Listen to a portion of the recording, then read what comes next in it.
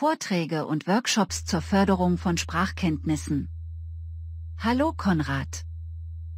Hallo Nadine. Es freut mich, dass das Internet unsere Videokonferenz ermöglicht. Ja, das Internet, es ermöglicht Dinge, die vor Jahren undenkbar waren.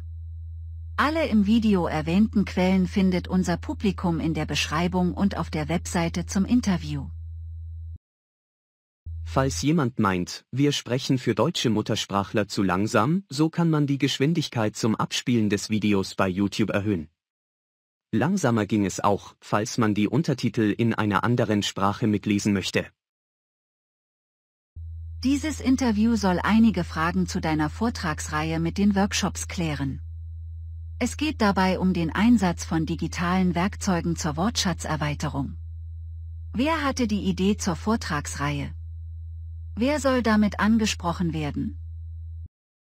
Meine Idee entwickelte sich aus der langjährigen Erfahrung mit vielen Teilnehmern mit Computerkursen zur Office-Software, für die Deutsch eine Fremd- oder Zweitsprache war. Der erste Impuls kam am Jahresende 2015, als eine Flüchtlingswelle Europa überraschte. Dazu hat das deutsche Fernsehen eine Dokumentation erstellt. Die solltest du einmal anschauen. Was hast du damals gemacht? Damals machte ich nebenbei eine Weiterbildung zum E-Learning Trainer und dachte, wie kannst du dein neu erworbenes Wissen sinnvoll anwenden? Ich sprach mit unserer lokalen IHK, bei der ich gezwungenermaßen als Geschäftsführer einer GmbH Mitglied bin. Ich führte Gespräche mit einem IHK-Bildungsberater und startete ein Pilotprojekt im Internet. Das Pilotprojekt sollte durch Sponsoring von Unternehmen finanziert werden. Die Flüchtlingswelle ebbte ab und das Pilotprojekt wurde nicht weiter verfolgt. Du hast aber doch nicht aufgegeben, sonst gäbe es heute kein Interview. Im Jahr 2017 zog Yuan, ein junger chinesischer Student, in einer Wohnung unseres Hauses in Kassel ein. In Kassel wollte er die DSH-Sprachprüfung für den Hochschulzugang ablegen und dann Elektrotechnik studieren. Sein erster Versuch zur DSH-Prüfung misslang und er war sehr frustriert, weil er mindestens weitere 6 Monate warten musste, um in Deutschland mit dem Elektrotechnikstudium zu beginnen. Weil sein Studienfach einige Gemeinsamkeiten mit meinem Studienfach Physik hat, kamen wir ins Gespräch und ich merkte, dass er in China viele deutsche Vokabeln gelernt hatte. Diese hatte er jedoch nie im Gespräch mit Deutschen angewendet. Da besann ich mich der Erfahrungen aus meinem Flüchtlingsprojekt und schlug ihm vor, mit mir gemeinsam ein neues Projekt zu machen, welches für uns beide eine Win-Win-Situation sein sollte. Dadurch habe ich jetzt ein reales Projekt als Referenz im Internet und er erhielt als Gegenleistung von mir die Einweisungen und Fachgespräche in deutscher Sprache. Wir hatten sogar ein persönliches Gespräch mit einem Professor der Tongji-Universität aus Shanghai, als dieser wieder einmal Kassel besuchte. Yuan war sehr fleißig und setzte alle Ideen aus unseren Gesprächen auf 2 Websites um. Eine war mit WordPress gemacht. Eine andere gestaltete er mit Moodle, weil diese Plattform an deutschen Hochschulen die größte Verbreitung aufweist. Wer diese Plattform besuchen möchte, kann sowohl für den Benutzernamen als auch als Passwort ein kleines A eingeben. Yuan erhielt für beide Plattformen den Administratorzugang samt einer Kurzeinweisung. Dann konnte er alles selbst machen, was er für richtig hielt. Seine Workshops mit mir waren eine Ergänzung zu dem von seinen Eltern finanzierten Intensivkurs an einer privaten Kasseler Sprachenschule. Wenn ich nicht persönlich in Kassel war, haben wir die Gespräche per Videokonferenz geführt. Da waren dann auch gelegentlich meine Frau und unser gemeinsamer Freund anwesend. Dieser ist Architekt im Ruhestand und technisch interessiert. Wir haben uns dann auf Deutsch mit Yuan über den Fortschritt in seinen Projekten unterhalten.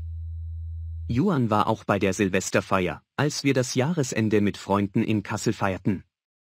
Schon in China hatte er Gitarre spielen gelernt und so sangen wir gemeinsam, als das Jahr 2018 begann. Da war schon absehbar, dass er die DSH-Prüfung bestehen würde.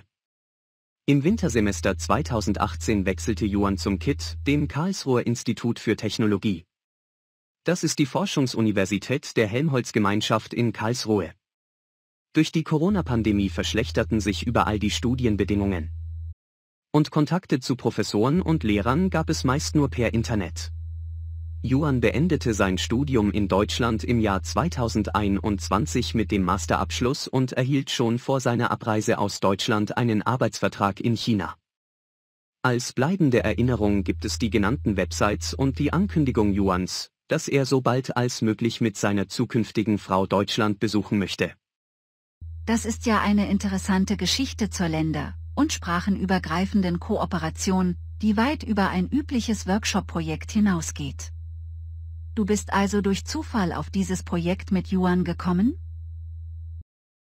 Genau. Das passierte zufällig und glückte, weil alle den Erfolg wünschten. Dieser interkulturelle Kontakt war für beide Seiten ein Gewinn, der nicht mit Geld zu bezahlen ist. Die Projektarbeit mit Menschen aus einem völlig anderen Umfeld war für alle Beteiligten inspirierend. Bei uns wohnten zur gleichen Zeit auch noch chinesische Studentinnen der Landschaftsarchitektur. Sie hätten es begrüßt, wenn sie bei ihren zurückliegenden DSH-Prüfungen auch von deutschen Muttersprachlern begleitet worden wären. Würdest du das gleiche Projekt wiederholen, zum Beispiel mit mir als Tochter eines aus der Sowjetunion geflohenen Vaters, falls ich dann in Deutschland einen Sprachnachweis für das Studium benötige? Das gleiche Projekt zu wiederholen ist nicht besonders reizvoll. Es wäre dann Routine und das Ergebnis müsste schon viel besser sein als im vorangegangenen Projekt mit Yuan. Aber ich könnte mir ganz neuartige Projekte vorstellen, bei denen das Erlernen der deutschen Sprache eine nützliche Begleiterscheinung ist. Wenn du hier im Lande leben würdest, würde ich eine gemeinsame Firmengründung vorschlagen. So etwas, was im Englischen Limited heißt, gibt es hierzulande unter anderem Namen. Was wäre dann meine Aufgabe in dem gemeinsamen Projekt? Du wirst zur global agierenden Unternehmerin. Wir zahlen beide jeweils einen Euro ein, um eine Gesellschaft zu gründen. Diese Gesellschaft bietet Dienstleistungen rund um das Thema Erwerb von berufsbezogenen Fremdsprachenkenntnissen an. Du bist die Geschäftsführerin und ich bin als stiller Teilhaber dein Berater und Mentor, bis die Gesellschaft am Weiterbildungsmarkt etabliert ist. Ziel unserer Unternehmung ist es, von Sponsoren oder Spendern geförderte Unterrichtsmaterialien zu erstellen, welche kostenlos zu nutzen sind. Mit diesen im Internet bereitgestellten Materialien sollen Menschen mit Deutsch als Fremdsprache den Fachjargon lernen, um in Deutschland arbeiten zu können. Voraussetzung zum Gelingen ist, dass diese Menschen schon mindestens das DAF-Niveau zur selbstständigen Sprachverwendung erreicht haben. So in etwa, wie bei Yuan, der mit mir nur Deutsch gesprochen hat. Ein weiteres Standbein kann die Vermittlung von Mentoren sein. Der Zufall hilft nur selten, so wie bei Yuan und mir. Zu den Workshops könnte man auch erfahrene Menschen wie mich einladen, falls sie an einer Mentorentätigkeit Interesse haben. Was kostet die Gründung eines gemeinsamen Unternehmens und was sollte ich vorher wissen, wenn ich in Deutschland Unternehmensgründerin werden will? Um in Deutschland eine 1 € GmbH zu gründen, benötigen wir fast 600 € für die Formalitäten zur Gründung. Der Erfolg hängt von deiner Persönlichkeit ab. Wenn du nach meinem Gefühl die notwendigen unternehmerischen Eigenschaften hast und selbst ein paar Euro für ein gemeinsames Unternehmen unter deiner Geschäftsführung aufbringen kannst, beteiligt sich meine GmbH mit einem Betrag, der zur Gründung ausreicht.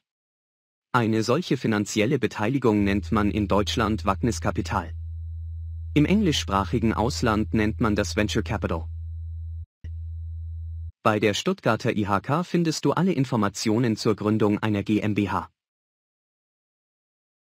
Wenn diese notwendigen Formalitäten von dir verstanden wurden, können wir über deine Ziele bei einer gemeinsamen GmbH-Gründung sprechen. Du meinst also, dass man mit der Förderung von Sprachkenntnissen im beruflichen Kontext bei den Zuwanderern ein ausreichendes Einkommen erzielen kann? Wo sollte man sich niederlassen? Als Online-Dozent arbeite ich im Homeoffice, sofern das Internet hinreichend schnell ist. Deshalb fahre ich bei größeren Seminargruppen auch in mein Kasseler Büro. Videokonferenzen im ländlichen Raum scheitern oft noch am schlecht ausgebauten Internet in Deutschland. Beim Thema Online-Unterricht sind wir in Deutschland schlecht aufgestellt. Meine Frau hat eine Französischlehrerin in Kamerun über eine ukrainische Plattform gebucht. Das ist viel günstiger, als an einer weit entfernten Volkshochschule einen B1-Abendkurs zu besuchen. Ich selbst mache Workshops im IT-Bereich, wenn es keine passenden Weiterbildungen im Umfeld der Bildungswilligen gibt. Die Privatlehrerin meiner Frau ist mit dem online erzielten Einkommen zufrieden. Sie braucht neben dem Internetzugang nur ein qualitativ gutes Notebook. Wenn wir das Geschäftsmodell der ukrainischen Sprachplattform auf berufsbezogenes Deutsch transferieren und Vermittlungsleistungen anbieten, könnte man ein weiteres Standbein haben. So ist man nicht ausschließlich auf Sponsoren, Spender und Fördergelder angewiesen. In welchen Berufen besteht hoher Bedarf an Fachkräften? Welche Sprachqualifikation sollte angestrebt werden, um gute Vermittlungschancen und ein angemessenes Einkommen zu haben? Für Fachkräfte aus dem Ausland gibt es viele Jobs, wenn hinreichende Sprachkenntnisse nachgewiesen werden. Bei Ingenieuren, Ärzten und sozialen Berufen mit Hochschulabschluss wird die kompetente Sprachanwendung erwartet. Das heißt das C-Niveau. Bei Krankenpflegern und Handwerkern reicht oft die selbstständige Sprachanwendung auf dem B-Niveau aus. Konrad, du kennst dich ja sehr gut im Umfeld von Deutsch als Fremdsprache und der Jobrecherche aus. Zum Schluss noch die Frage, woher hast du diese praktischen Erfahrungen? In meinem Nebenberuf als Online-Dozent habe ich viele Kursteilnehmer mit Migrationshintergrund. Freitags steht auf dem Lehrplan intensive Jobrecherche. Das nehme ich ernst. Das ist gut, denn das Recht auf Arbeit ist mit der Sicherung von menschlicher Würde verknüpft. Kaum jemand will in Deutschland nur von Sozialtransfers leben. Ich bedanke mich für das Interview mit dir. Nadine, mir war es eine Ehre, dieses Interview einer Frau zu geben, die selbst mit ihrer Familie von Flucht und Zerstörung durch Kriege betroffen war und viel darunter zu leiden hatte. Ich habe zuvor einige deiner Berichte gelesen, die du unter dem Namen Helga Absen veröffentlicht hast. Den Zuhörern sage ich Danke für die lange Geduld und erinnere an die Links in der Beschreibung dieses Beitrages. Tschüss.